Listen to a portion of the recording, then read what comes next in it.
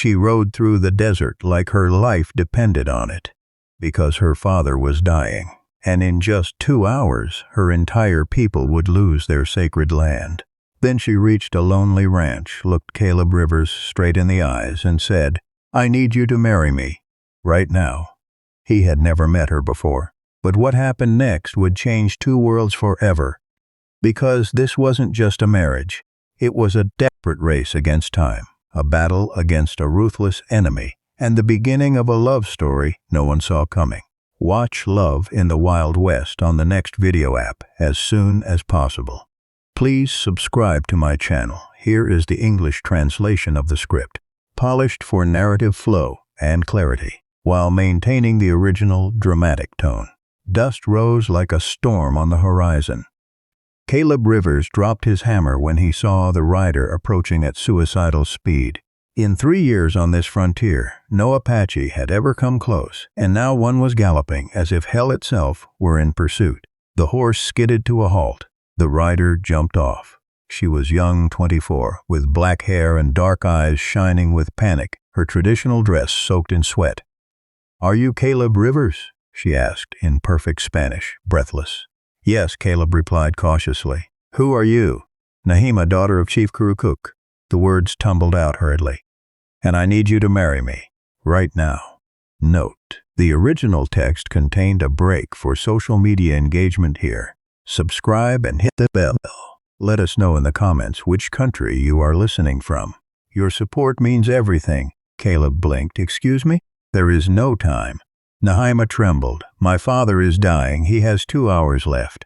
When he dies, my people will lose everything."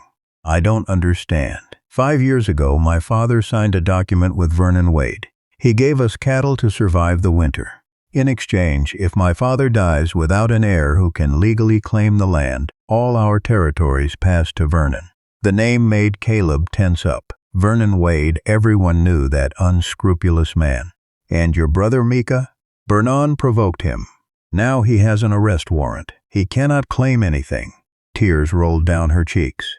"This morning, they poisoned my father.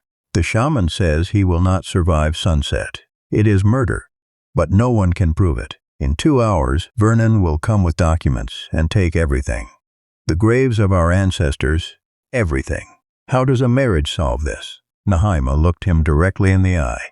"According to American laws, if I am married when my father dies, the lands go to my husband, not to Vernon. You are the only white farmer who treats the Apaches with respect, the only one we can trust." Caleb stepped back. He was 38 and had never been married. But not like this, not under impossible pressure. Marriage is sacred. I cannot marry a stranger just to frustrate Vernon. It is not just land. Her voice broke. It is the graves where my mother is buried. It is all we have left. She fell to her knees. "Please, you are my only hope." Caleb saw courage in this proud woman, kneeling. She had risked everything for her people. And Vernon? Caleb had seen families destroyed by that man, lives ruined, all legally. "If I do this," he said, helping her up, "I have one condition." "What?" "It will not be fake. It will be a real marriage, a true commitment. I will not use you and discard you afterward. Do you understand?" She saw sincerity, honor. "Why? I will not be like Vernon Wade. If we do this, we do it correctly." Nahima smiled faintly. "My father said you were different." Caleb extended his hand. "We have an agreement." The sun was high. Every second was 1 second less with her father. She grabbed his hand. "We have an agreement." "Good. I know the county justice of the peace. He lives 20 minutes away. He can marry us legally without a religious ceremony." They mounted together. As they galloped, Nahima allowed herself hope. Maybe this would work. And if not, at least she would have tried everything. The Apache horse flew over the desert. 15 minutes passed. Nahima calculated mentally. 1 hour since she left her village. 15 minutes for the paperwork, then 2 hours back. "We won't make it in time," she murmured. "What?" Caleb turned his head. "We won't arrive. My father will already be dead when we return." "Your father is a warrior. He will hold on," Caleb said with conviction. But Nahima knew the truth. The poison was fast, mortal. Her father was already fighting. The judge's house finally appeared. An adobe construction, the American flag waving. Caleb directed the horse straight to the door. Judge Maxwell was on his porch. 70 years old, gray-haired, with an air of authority that came from decades of imparting justice. Caleb Rivers. The judge stood up, surprised. "What brings you here in such a hurry?" "Judge Maxwell, I need you to marry us now. It is urgent." Maxwell looked at Nahima, noting her attire and her desperate expression. "Marriage is not a matter to be rushed, boy. My father is dying." Caleb dismounted quickly. "If we are not married before he dies, Vernon Wade will steal all their lands using a fraudulent contract." The name hardened the judge's face. "Vernon Wade. That damned vulture. He has been in my court 6 times for shady contracts." He looked at Nahima. "Daughter, is this truly what you want?" Nahima nodded firmly. "Yes, sir. And you, Caleb, do you understand that marriage is a permanent commitment?" "I understand completely, and I do so freely." Maxwell sighed. "Come in." "But I need witnesses. Territorial law requires it." "Damn it." Caleb had forgotten that crucial detail. "My wife can be a witness," said Maxwell. "Marta, come here." An older woman appeared, drying her hands on an apron. "What is it, Henry?" "We need to witness a wedding. Urgently." Marta looked at the scene, the young farmer covered in dust. The beautiful Apache woman, clearly terrified. "Is anyone forcing this?" "No, Mom," said Nahima. "It is my choice to save my people." Martha nodded slowly. "Then I will be a witness. But we need a second one." "The sheriff is nearby," suggested Maxwell. "Call him, Marta." 5 precious minutes passed while they gathered the sheriff as the second witness. Finally, everyone was in the judge's office. Maxwell took out his official register book and his seal. "This will be brief, but completely legal under the laws of the Arizona Territory," warned Judge Maxwell. "Caleb Rivers, do you take this woman, Nahima, as your lawful wife?" Caleb looked at Nahima. She was a stranger, but in this moment she was the most important person in his world. "Yes." "Nahima, daughter of Kurukuk, do you take Caleb Rivers as your lawful husband?" "Yes," she said with a clear voice. "Do you have rings?" "There was no time," admitted Caleb. "Marta," the judge looked at his wife, "your engagement ring." Marta took off a simple gold ring. "It was my grandmother's. Return it when you get yours." Caleb slid it onto Nahima's finger. It was large, but it stayed. "By the power vested in me by the territory of Arizona as a justice of the peace," Maxwell spoke with formal authority, "I declare you legally married. What the law has joined, let no man separate." Silence fell. The magnitude of what they had just done hit them. "The certificate," said Caleb urgently.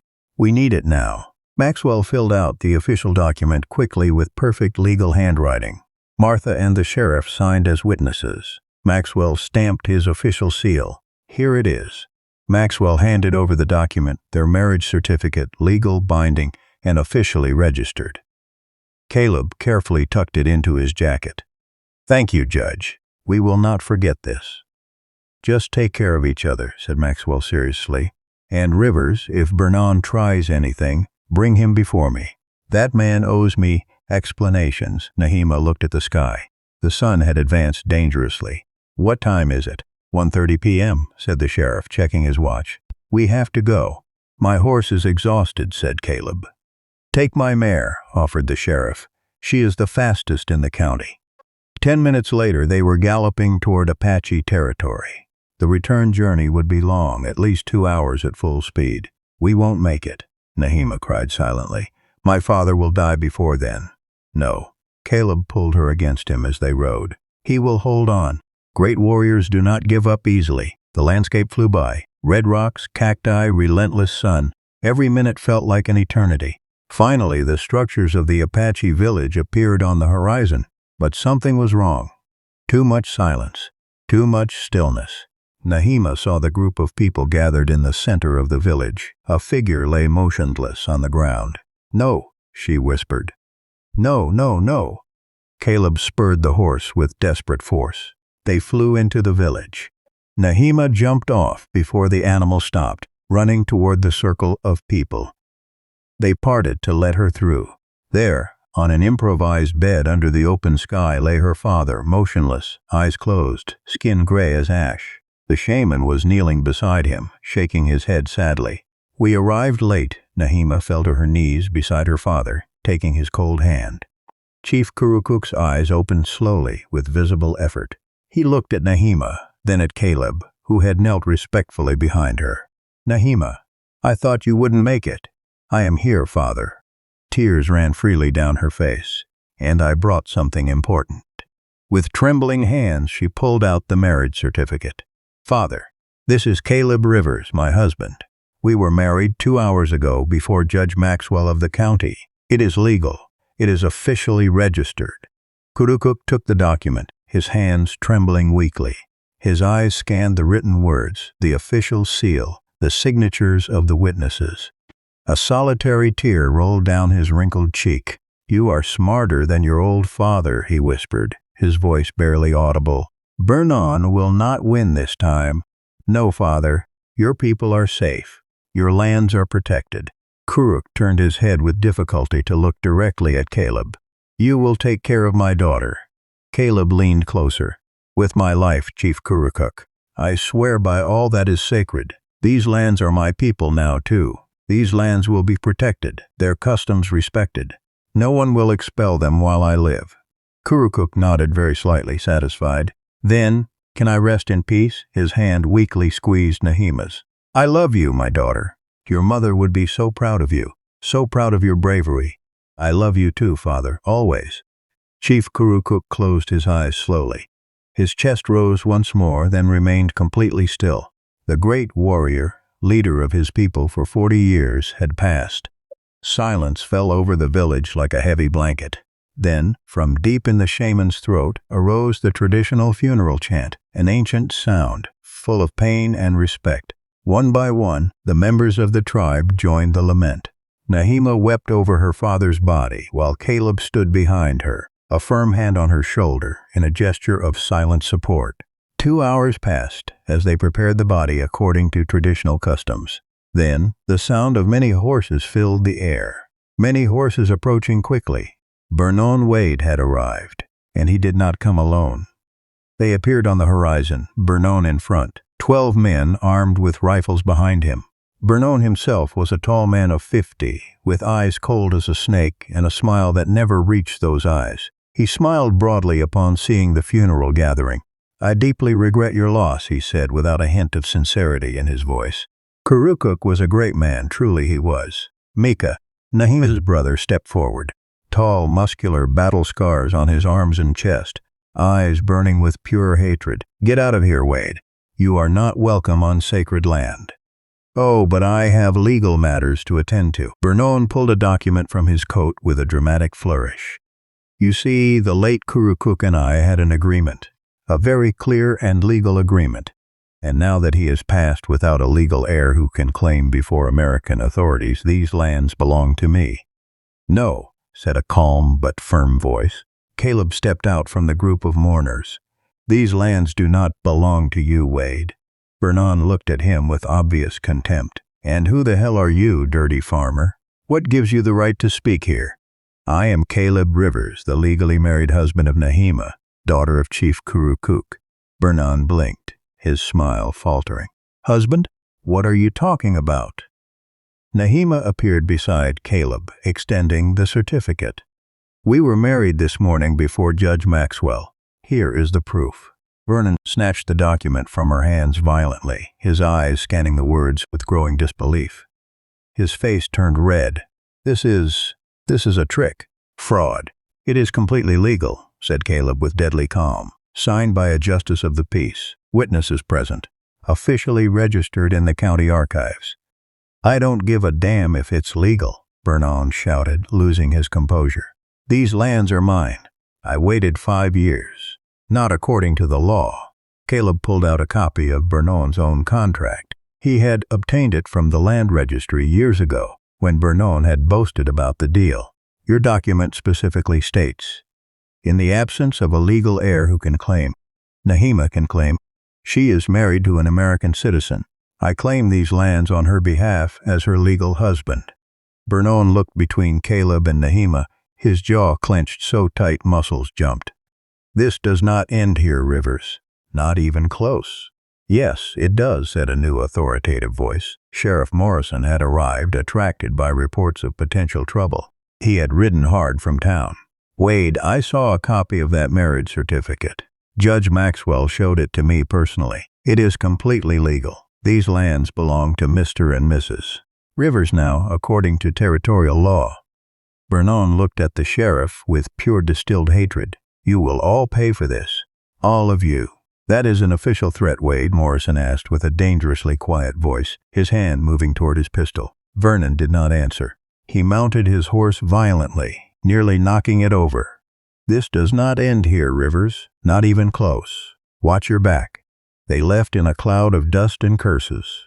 The village remained in tense silence. Then, Mika approached Caleb slowly. For a long moment, the two men simply looked at each other, the Apache warrior and the white farmer, who were now family. You saved my people today, said Mika finally, his voice thick with emotion. You saved our sacred lands. You saved my father's legacy. It is my people now too, replied Caleb, simply. Mika extended his hand in a traditional gesture of brotherhood. Then you are my brother in blood and in spirit. Caleb shook his hand firmly. Brother. That night, after the proper funeral for the great chief, Nahima and Caleb sat alone under the infinite desert stars. The village slept, exhausted by the emotional day. The silence was heavy but peaceful. What do we do now? Asked Nahima softly, her voice tired. Now. Caleb took her hand, intertwining their fingers. We start our life together for real. Not as strangers forced by circumstances, but as partners choosing to build something. Nahima looked at him. You said it would not be a fake marriage, and it won't be. Caleb turned fully toward her.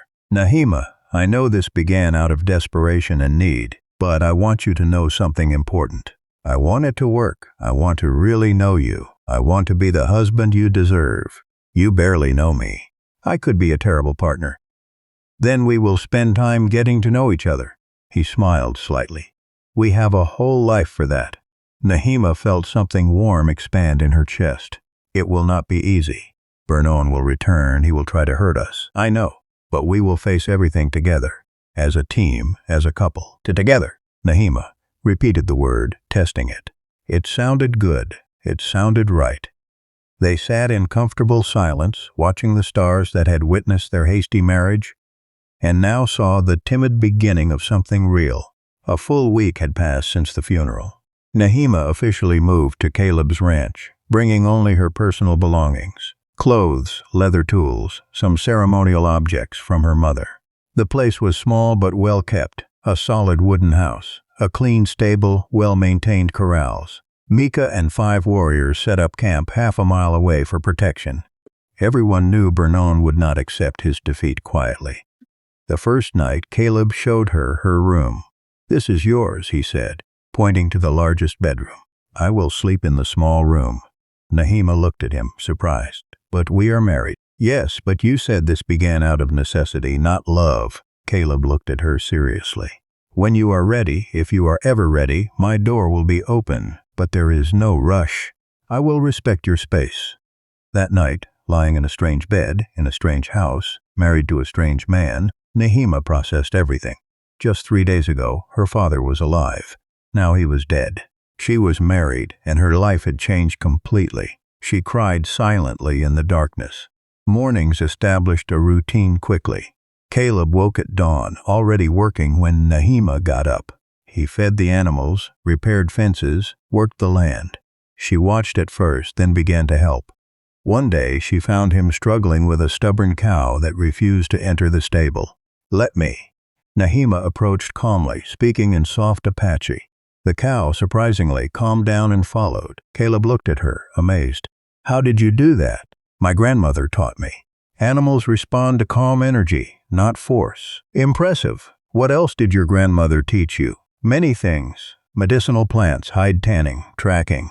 Nahima smiled slightly. I could probably track better than you. Is that a challenge? Maybe. They spent the afternoon tracking a rabbit for dinner. Nahima was incredibly good. She saw signs that Caleb completely missed. When they finally caught the animal, she prepared it with expert skill.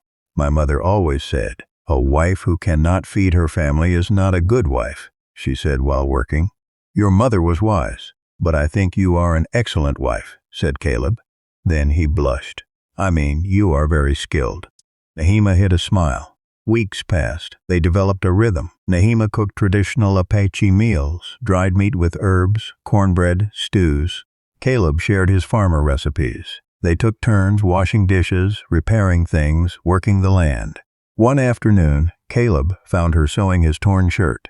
"You didn't have to do that," he said. "You are my husband. Of course I must."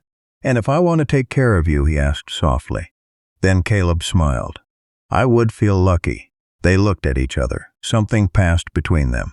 A small but real connection. That night, after dinner, they sat on the porch. Stars shone as always. "Tell me about your family," said Nahima suddenly. Caleb was surprised. "There isn't much. My parents died when I was 20. Fever. My brother went east. I don't know where he is now." "That's why you came here?" "Yes, I wanted to start something new. Something mine." "Did you think about marrying?" "Sometimes. But I never found the right person." He looked at his ranch. "Then I stopped looking until a desperate Apache woman appeared." Nahima laughed softly. "Exactly. Although I wouldn't say desperate, I'd say determined." They shared genuine laughter. "And you?" asked Caleb. "Did you ever think about marriage?" Nahima became serious. "There was someone years ago, Dakota. He died in battle. I'm sorry." "It was a long time ago." She looked at the stars. "I never thought I would marry again, and never to a white man." "Do you regret it?" Nahima thought about it. "You are different, Caleb. Good, honorable. You are special too, brave, beautiful, smart." Nahima looked at him, surprised. It was the first time he had said something like that. "Sorry," Caleb blushed. "I didn't mean to." "Don't apologize," she said softly. "I like hearing it." Silence fell, but it was comfortable, charged with possibility. "We should sleep," said Caleb, standing up. "Caleb," Nahima called him. Thank you for everything, for saving my people, for being patient. Don't thank me. We are a team. Yes. She smiled. Team. That night, Nahima noticed that the knot in her chest had loosened. Maybe this strange marriage could become real. In the adjacent room, Caleb was thinking exactly the same thing. 2 more weeks of relative peace passed. Nahima and Caleb found a rhythm of life together. They shared work, meals, increasingly deep conversations. The line between a marriage of convenience and a real marriage was becoming blurred. Then Vernon Wade attacked. It was a moonless night, dark as a wolf's mouth. Nahima woke suddenly to the acrid smell of smoke filling her nostrils. She jumped out of bed, ran barefoot outside. To the east, Caleb's wheat fields, months of hard work, were completely engulfed in flames. Caleb screamed with all his might. He was already running toward the fields with buckets of water. But it was clearly useless. The fire was too big, too fierce, fueled by deliberately poured oil. Months of work destroyed in minutes by pure malice. Mika arrived running with his warriors from their camp. I saw riders escaping to the west. I recognized the mounts. Bernon's men. How many? Caleb watched his harvest burn, fists clenched until his knuckles turned white. 6 men, maybe 7. Too dark to be sure. "I'm going after them," grunted Caleb, turning toward the stable. "No." Nahima grabbed his arm tightly. "It is exactly what Bernon wants. He is provoking you. If you go, they will ambush you. He burned my fields, months of work and money. And if you die chasing them, what good is it?" Nahima forced him to look her directly in the eye. "Think with your head, not your rage. Bernon has more men, more weapons. He is provoking you to kill you in self-defense." Caleb breathed deeply, fighting his fury. She was right. Bernon was cunning. This was a trap. "So, what do you suggest?" "We go to Vernon directly tomorrow, in daylight, with witnesses." She looked at Mika. "And enough warriors so he doesn't dare do anything stupid." The next morning, Caleb, Nahima, Mika, and 10 well-armed warriors rode in formation toward Vernon's massive ranch. The place was impressive, almost a private fort, with 20 buildings and endless corrals. Bernon was clearly expecting them on his porch with 20 of his own men armed to the teeth. Reavers. Vernon smiled coldly, clearly enjoying the situation. "What a pleasant surprise." Your men burned my fields last night, said Caleb, controlling his voice with effort. I'm not here to discuss that. We know it was you. I have no idea what you're talking about, lying farmer, spat Mika, with venom. Watch your tongue, savage. Vernon put his hand on his pistol threateningly. Listen to me well, Wade. Caleb took a firm step forward. We can keep playing this game. You send men to attack me. I defend what is mine. People die. Or we end it now, hand to hand. Like men. Vernon laughed genuinely. You want to fight me? Are you afraid? Caleb smiled dangerously. The great Vernon Wade, scared of a simple farmer. Vernon's pride, his biggest weakness, ignited like gunpowder. Very well, idiot. But when I break all your bones, those Apache lands will be mine anyway. I'll make you sign the transfer with your blood. And when I win, Caleb responded, you leave my family and my people alone forever. Your word before witnesses. Deal. Vernon began to take off his elaborate gun belt. Both men removed their weapons. The circle formed naturally. Vernon's men on one side, Apache warriors on the other. Nahima watched from the front row, her heart beating so hard she thought everyone could hear it. Vernon was bigger, at least 30 pounds heavier than Caleb, and a dirty fighter, known for biting, scratching, and hitting low. His first punch was brutal, connecting with Caleb's jaw with a sickening sound. Caleb fell into the dust. Get up, shouted Vernon, laughing. I thought you wanted to fight. Caleb got up, spitting blood. Vernon's second blow hit him in the ribs. Explosive pain. But Caleb was faster. He dodged the third and connected a quick combination. Stomach, ribs, face. The fight became brutal.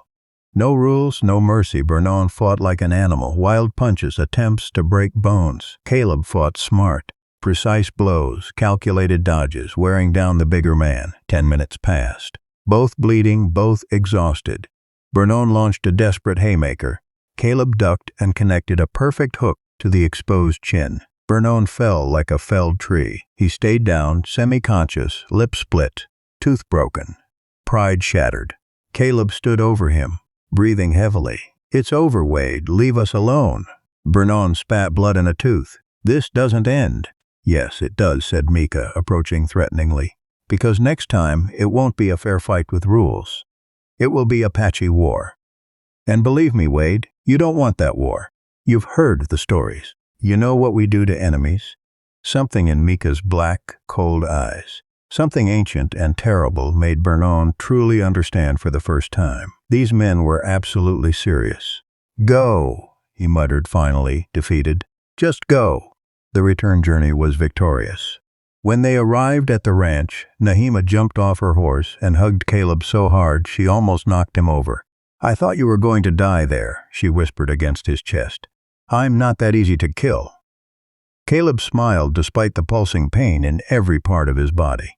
That night, while Nahima treated his wounds with traditional medicinal herbs, her fingers were infinitely soft on his bruised face. Thank you, she whispered, for everything, for defending our land, for protecting me, for being the man I thought you were when I met you. She looked him in the eyes. Caleb, I have come to feel something for you, something more than gratitude or respect. Caleb took her hand, intertwining their fingers. Me too, Nahima. I don't know exactly when it happened, but it happened. They kissed for the first time. Not out of marital obligation, but out of real desire. It was soft, sweet, full of the promise of something beautiful, building slowly. Then let's make this completely real, said Caleb, in every sense. No more separate rooms. No more pretending, yes. Nahima smiled, her eyes shining. Let's make it real. That night, Nahima did not sleep in her room, and the marriage that began as a desperate transaction became a true union. 6 months passed like a beautiful dream. The ranch prospered under the hard work of both. The burned fields had been replanted with help from the Apache community. The harvest was better than ever. The Apache village and Caleb's ranch existed in perfect harmony, trading, helping each other, building something new together. Vernon Wade had disappeared from the territory completely.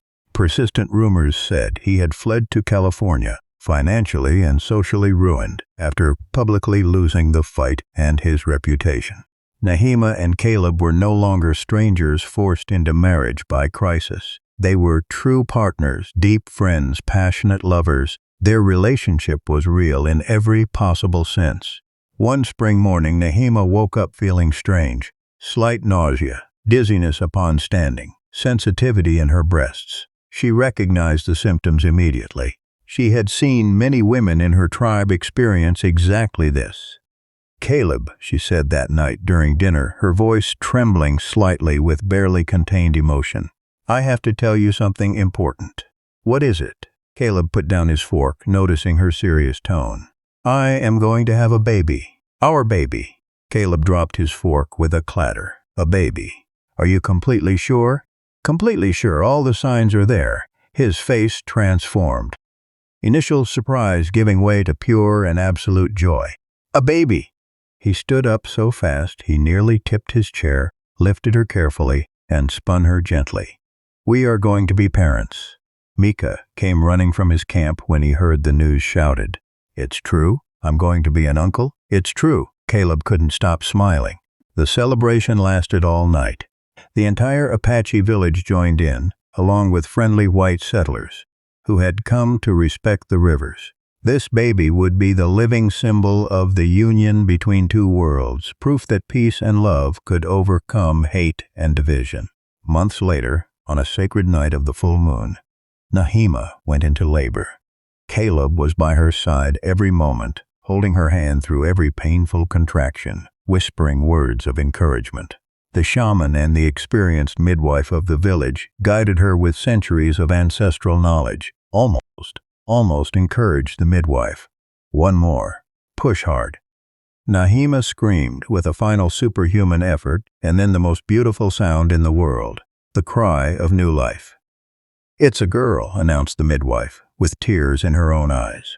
A beautiful, healthy girl. Caleb looked at his daughter for the first time. So small, so perfect, so miraculous. Light bronze skin, fine black hair, and when she briefly opened her little eyes, they showed the gray of her father. Tears ran freely down Caleb's weathered face. "She is beautiful," he whispered, his voice broken by emotion. "The most beautiful thing I have ever seen." "What shall we call her?" asked Nahima, exhausted but radiant with maternal happiness. "You decide," said Caleb immediately. "Your tradition, your people." Nahima thought for a long moment. "Kaya. In our language, it means older sister. We give her that name because we believe she will be the first of many brothers and sisters." "Kaya Rivers." Caleb tested the name carefully. "Day. It is absolutely perfect, like her." The following years brought more blessings. Kaya grew up strong, intelligent, bilingual from infancy. Then came a son, whom they named Thomas in honor of Caleb's grandfather. Then another precious daughter, Maria, named after Nahima's grandmother. 3 beautiful children who spoke both English and Apache fluently, who knew and respected both cultures deeply, who were the living bridge their parents had dreamed of building. The Rivers Ranch grew and prospered. It became a famous neutral place where whites and Apaches could trade in complete peace, where disputes were resolved fairly, where everyone was welcome regardless of skin color or culture. It was a beacon of hope in a territory where distrust usually reigned. One golden afternoon, many years later, Caleb and Nahima, now with premature gray hairs from hard work but happy faces, sat on their porch watching their 3 teenage children play with Mika's children in the valley. "Do you remember the exact day we met?" asked Nahima with a dreamy voice. "Every detail is engraved in my memory." Caleb smiled. "You arrived like a desert storm, without warning, without invitation, demanding the impossible." "And you," Nahima laughed softly. "You said yes without even thinking twice. It was the best decision of my entire life, without a doubt." Nahima rested her tired head on his strong shoulder. "And mine too, although at that moment I was terrified."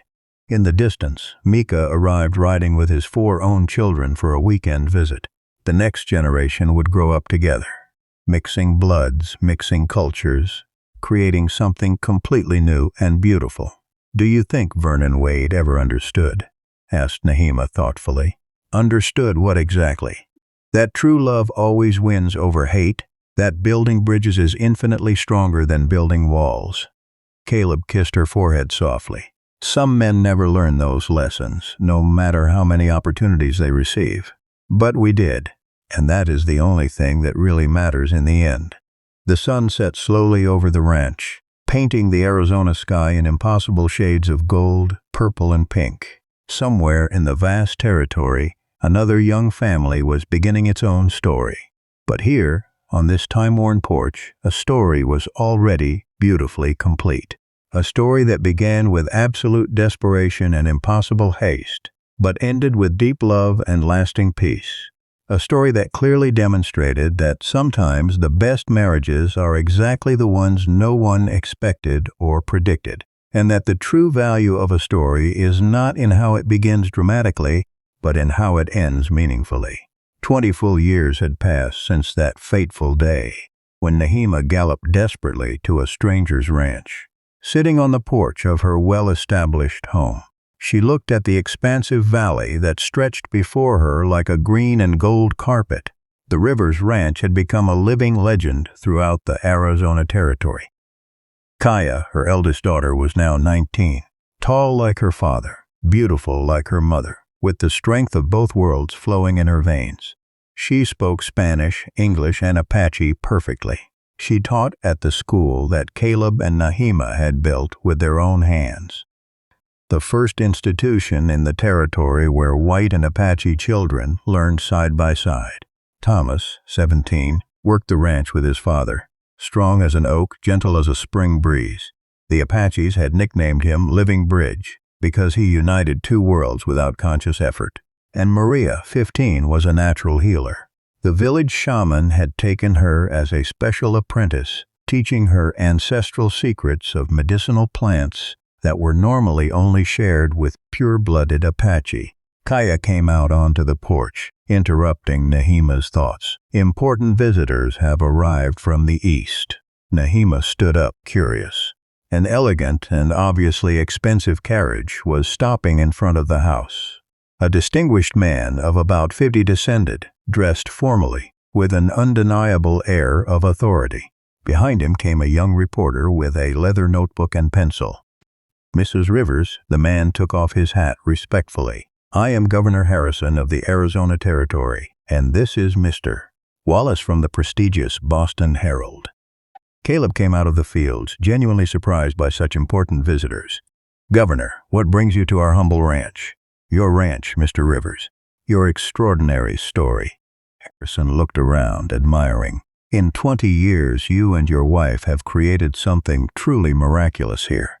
A place where two peoples who once killed each other now trade peacefully, learn together, live in harmony. It is unique in the entire frontier. We only do what is right and just, said Caleb with genuine humility. It is much more than that. Reporter Wallace took out his notebook eagerly.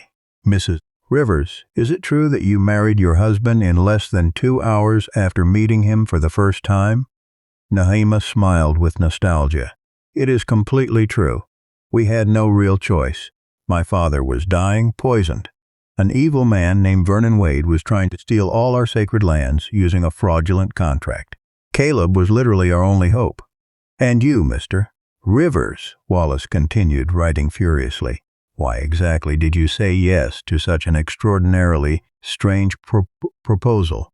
Caleb looked at Nahima with the love that only 20 years of true marriage can build.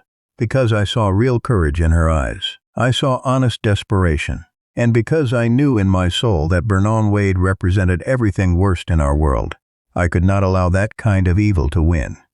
Vernon Wade, Harrison spat the name with obvious disgust. That miserable man is now in prison in California.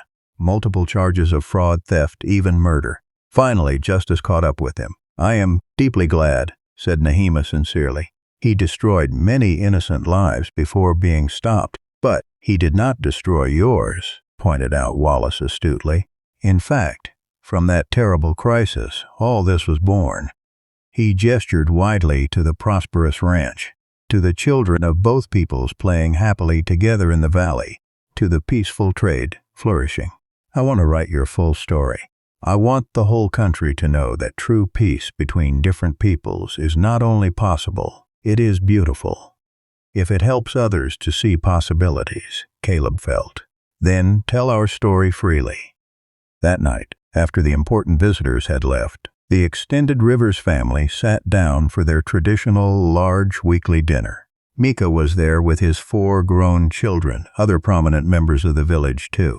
It was a sacred tradition every week, a massive dinner where everyone shared food, stories, life. "Father," asked Thomas with genuine curiosity, "did you ever regret marrying Mother so incredibly quickly without knowing her?" Everyone fell silent immediately, waiting for the answer with intense interest. Caleb took Nahima's hand on the table with obvious love. "Not a single day in 20 years. That crazy day, I won absolutely everything. Deep love, a beautiful family, real purpose in life. Why the hell would I regret the best thing that ever happened to me?" "And you, Mother?" asked Maria softly. "At first I had terrible fear," admitted Nahima honestly. "I didn't know your father at all. I didn't know if I could trust him. But every day, every hour, he showed me who he really was. A deeply good man, completely honest, who always keeps his word." Then she smiled with wisdom beyond her years. "It is true what the elders say, that true love does not need a long time. It only needs completely honest hearts." "Absolutely," said Caleb and Nahima simultaneously, then laughed together. "But," added Caleb seriously, "it also needs hard and constant work. Your mother and I have actively worked on our marriage every day for 20 full years, and we will work another 20.